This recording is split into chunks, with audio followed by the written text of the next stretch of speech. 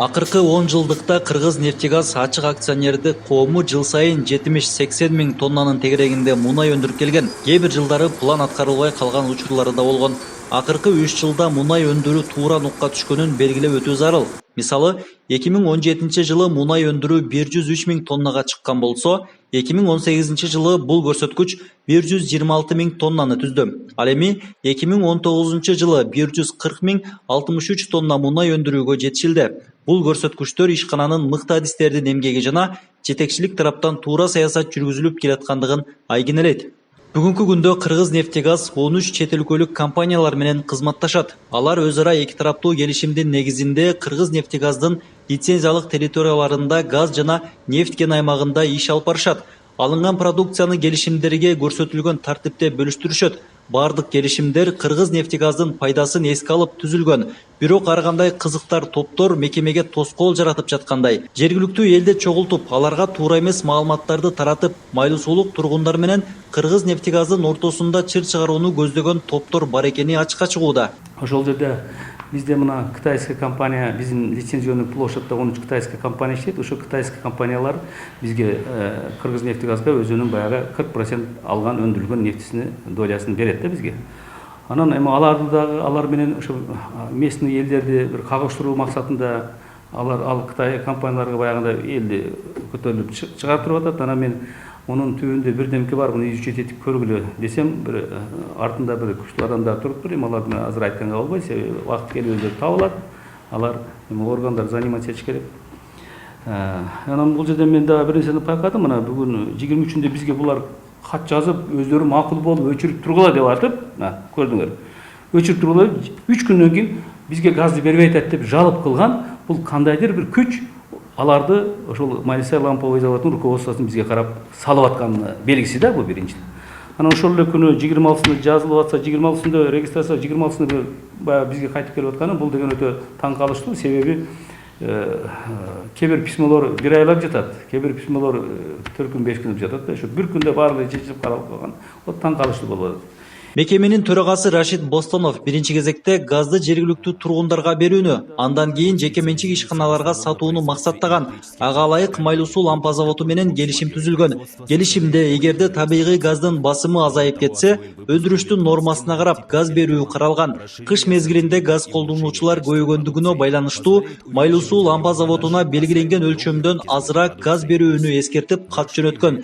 Бирок Майлуу суу лампа заводу негизсиз жүйөлөрдү келтирип, жогорку бийлик бутактарына Кыргыз нефтегазды каралап жазылган каттарды жөнөтүүдө. Алардын катында Кочкор Ата элине газ берүүнү токтотуп, Майлуу суу лампа заводуна берүү керектиги айтылган. Бул маселе өкмөттүн Жалал Абад облусундагы ыйгарым укуктуу өкүлчүлүгүнө да жеткен. Бирок облус жетекчиси Майлуу суу шаарындагы лампа заводдун кызыкчылыгына ыктап жатканы айтылууда. Биз мына Майлуу сайдагы лампа заводу менен Кыргыз нефтегаз бул эки чарба жүргүзүп аткан өзүнчө чоң организациялар, тиги частный ламповый завод частный, ал биздин Кыргыз нефтегаз бул мамлекеттик ишкана. Биз өзүбүз мына кимге эмнени сатышыбызды өзүбүз чечебиз. Бизди бирөө зордуктап буяка сат, мынча сат деп айта албайт. Келишим түзөбүз, кардал менен келишимибизде ошо келишип калсак, макулдашсак, ошоңо сатабыз. Ушуну көрө албаган бир саясий күчтөр пайда болгон дайыма. Ушу көзүн алайтып, көрө албастык кылып, ушу ийгиликтерибизди бир жаманатты кылып, Кыргыз нефтини ошонун ичинде жетекчисин дагы ушу жаманатты кылыш максатында ушундай нерселер дайым болуп турат. Эми азыр мен оюмча чоң эле адамдар ушуга кызыктар болуп уюштуруп атат. Майлуу суу шаарындагы лампа заводу газды эки компаниядан сатып алат. Тактап айтканда Газпром ишканасынан жана Кыргыз нефтегаздан. Эгерде мунай өндүрүштө газдын басымы азайып кетсе, лампа завод ишин үзгүлтүккө учуратпай, башка компаниялар менен келишим түзүүгө толук түрдө мүмкүнчүлүгү бар. Бирок эмнегедир мындай жолду колдонбой жатканы бөдөмүк ойду жаратууда. Балким буларды да сырткы күчтөр үгүттөп жаткандыр деген пикирлер айтылат. Канча компаниядан газ аласыңар силер негизи? Биз только Кыргыз нефтегаздан. Газпромдон деле алат. Газпромдон жетпей калды, алдык ошо кымбат болгон үчүн газды алдык. Эми газ, onun үчүнөн биз ишке түшүшүбүз керек. Жетпей калса газ, аны айта албайм, кандай иштейбиз. Анан силер тараптан да ошол нефтегаздын немесинде кат жолдону кат жолдонуп турбу ушул жергиликтүүлөр газсыз калсын, биринчи бизди камсыздагыла, биздин менен келишимгер бар депчи. Чынбы ошол? Жоқ, бізде договорный обязательство бар да, ошону бериш керек газды. Ошону кайрылдык. Ушул. Демек талап кылгансыңар ошо. Ошону талап кылып атабыз. Мына ошо 17-жылы жаңы жетекчи келип, ушул ишти туура баштагандан, эл менен тыгыз иштегендигинен, анан өндүрүштүн жетишкендиги чоңойгондон элдин баары иш менен жашка элек болуп калдык. Бирок негедир мына кайра ушул башталып атат, кээ бир карапайым адам өзүнчө уюштурбайт да. Бизде кытайский компаниялар бар. Ошолорду себеп кылып жолду тосуп, биз асфальтты жаңы төшөп бересиңер, муну мындай кыласыңар деген элди уюштуруу аракети болуп атат. Жетекчи деген мындай да, мисалы үчүн Кыргызнефтегаз бүгүнкү күндө городообразующий, бюджетообразующий ишкана.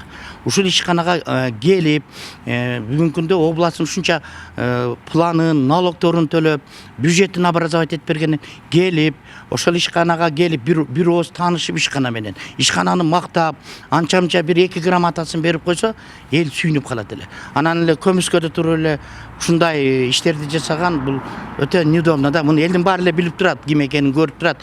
Эми элчилик өздөрүнчө сүйлөп айтып атат, бирок телевиденияга келгенде мына биз ачык эле айтып коелу деп чечтик. Акыркы жылдары Кыргызнефтегазда ар түрдүү саясий оюндар токтоп, жумушчулар митингтерге чыкпай өз жумуштары менен алек болуп калды. Эмгек жамаат арасында ынтымак орноп, иштер ийгиликтүү жүрүүдө. Мекемеге терс көзүн салып, жаман ойдогу айрым адамдардын аракетине жол бербей издешет мындагы жумушчулар.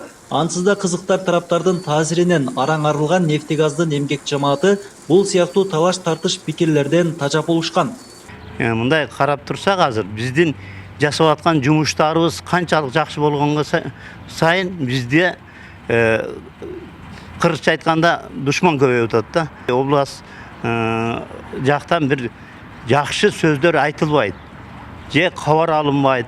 Ошого биздин мунайда иштеген биздин коллектив наразычылыгын билдирип, ошо биздин коллектив мына наразычылыктар пайда болот. Ошондуктан биз суранат элек, биздин ишканага ушу только ушу оң көзүн салса, биз мамлекеттин налог соц фондуна, элдин жашоосуна, экономикасынын өсүшүнө жардам берет элек да биздин мунай ишканабыз. Жыл сайын өлкөнүн бюджетине олчогон салыктарды төгүп келген өндүрүш ишкананы колдоого алуунун ордуна туш тараптан кысым көрсөткөн аткаминерлерге көпчүлүк нааразы.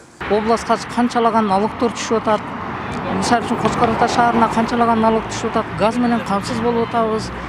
Ошолорду колдоп, биздин областтын жетекчилери наоборот ошолорду колдош керек. Ошол балдарга кичине дем күч бериш керек. Болду эми саясат, иштеген балдарды колдошубуз керек. Бизде ошо Кыргызстанда ушуга окшон жакшы иштеп жаткан жетекчилерди колдошубуз керек да. Биз наоборот колдобостон буларды буттан тартып жыкканга аракет кылабыз. Анан кийин областтын жетекчилери жакшы иштеп аткан адамдарга сыйлап колдосо, булар дагы өздөрүнүн жакшы иштерин алып барганга аракет кылышат да.